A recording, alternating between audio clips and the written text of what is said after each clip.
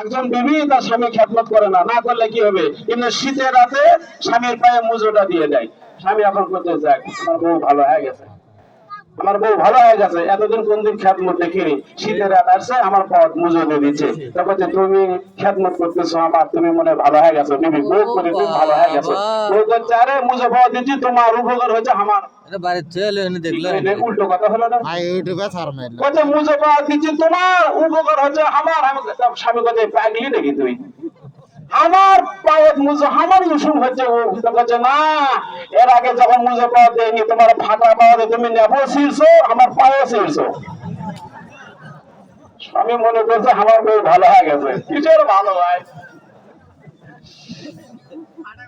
আচ্ছা আচ্ছা, আসেন এত হবে তো হবে না। আচ্ছা, অবিবাহিত যারা তৃতীয় দল খেলবি। লিল্লাহি তাকবীর।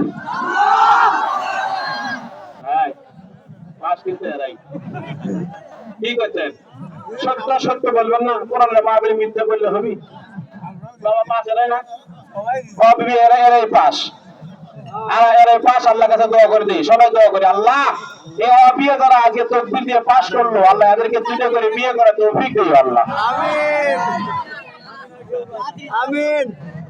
রাগ করেন না, আল্লাহ কোরআনে বিয়ের কথা প্রথম দুটোই কথা আল্লাহ কথা বিয়ে করবে চাও আগে দুটে, তারপরে তিনটে, তারপরে চারটে। আল্লাহ কথা যদি না পাও শেষে আল্লাহ কথা ওয়াহিদা এটা করো। একটা কথা আগেই নাই ভাই, একটা কথা সব শেষে। এখন এক লোক এরা আমার কথা, হুজুর আপনার খবর কি?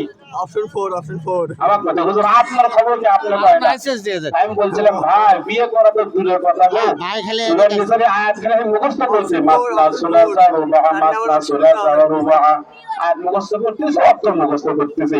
আল্লাহ বলে 2 3 4 বিয়ে করো, 2 3 4টি বিয়ে করো, 2 3 বলেন 2 3 4টি বিয়ে করো। আমার বউ আমার পাশ শেষ হয়ে আছে, আমার বউ তখন বলতেছে ওই আয়াত ছাড়া আর আয়াত নাই। চিন্তা করলেন? এই কোরআন আমার হাতে নিয়ে পাগলের যে এত বড় জিনিস এরা ভাই, ওই আয়াত ছাড়ার নাই, থাকতে নিয়ে আসবে, আয়াত মুখস্থ করবে দিচ্ছে না, অর্থ মুখস্থ করবে দিচ্ছে না। লিল্লাহি তাকবীর। আমার ভাইরা, এই জন্য আল্লাহ নবী বলেছে মা বাবা হলো তোমাদের জন্য জান্নাত। জোরে বল মারহাবা। যখন বললাম মা তোমাদের অনেক বড় হওয়া যায়, অনেক বড় হওয়া যায়, অনেক বড় হওয়া যায়, মারহাবা বলেন। এবারে সে মায়ের বদলায় কি হয়? বনি ইসরাইল